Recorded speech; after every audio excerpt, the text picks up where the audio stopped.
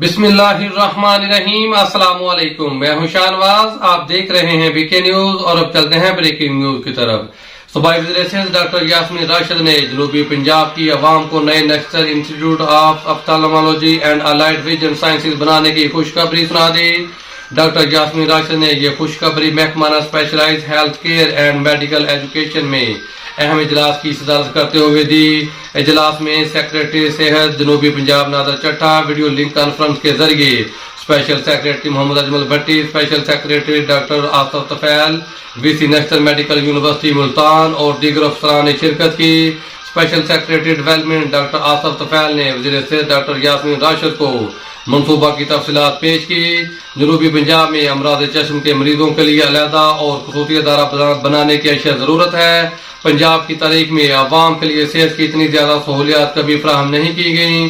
وزیر اعظم عمران خان کی جانب سے پنجاب کی عوام کے لیے نیا پاکستان قومی صحت کارڈ بہت بڑی سہولت ہے۔